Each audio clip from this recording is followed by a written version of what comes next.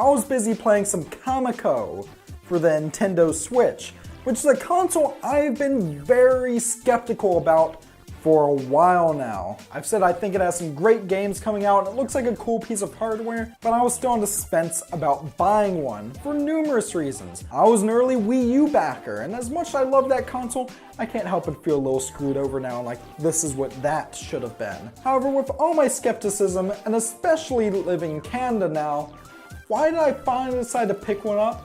Let's find out today on this very unscripted and off-the-cuff video.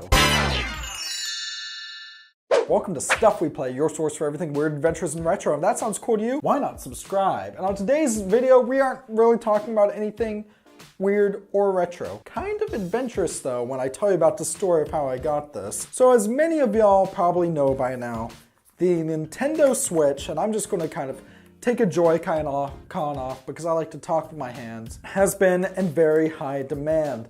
It's impossible to find. You're lucky if you can find it anywhere. So imagine my surprise when I walked into EB Games on a Monday morning and asked, do you have any Switch systems in stock? And they're like, yeah, delivery truck just dropped 5 of them off. I was like, oh, damn. And of course I picked one up. Now, I've really been enjoying this. Granted, I don't actually own any physical games for this yet, but so far the only games I have are Mighty Gunvolt Burst and Kamiko. And by the way, Kamiko is a great game. It's only $5. I think we should talk about 3 reasons why I had reservations on buying a Switch.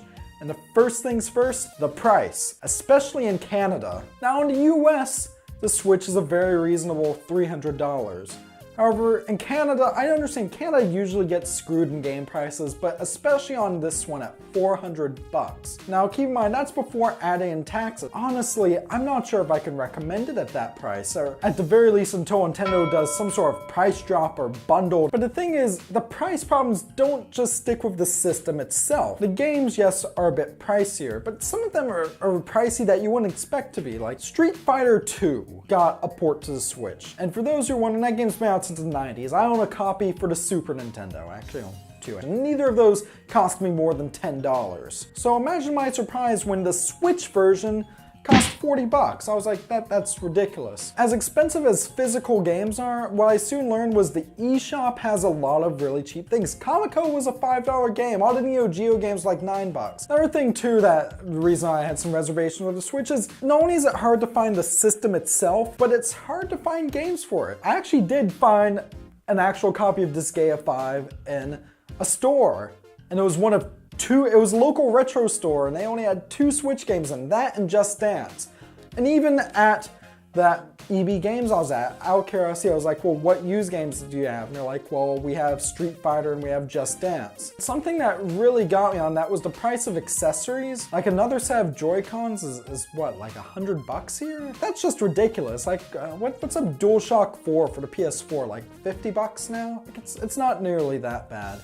As hard as it is to find stuff for it and whatnot, I don't regret buying a Switch, especially when I get onto my third point, I can't even count. The third reason I was having reservations on the Switch are, I was worried it wouldn't live up to the hype. I know Wood from Beat 'em Ups absolutely loves his. I mean, I feel like I'm really going to go back and watch some of his videos now. My friend Rose has had a Switch pretty much since launch. Actually, I remember she let me play around with hers, and play some Breath of the Wild on it. Granted, then I only played in docked mode, and I'm going to go into what I actually think about the system itself in a sec, and why it actually did live up to my expectations, by the way, despite still thinking it's overpriced in Canada, and that Nintendo should really meet the stock. I mean, granted, that's not really their fault. I understand there's the price, not the price, but like they're competing with Apple for parts, and that's a real pain. This thing is really tiny, like, alright, so these are little 6-inch canvas prints. It's just a little longer than those. It's like a basic 7-inch tablet, except it has a really nice touchscreen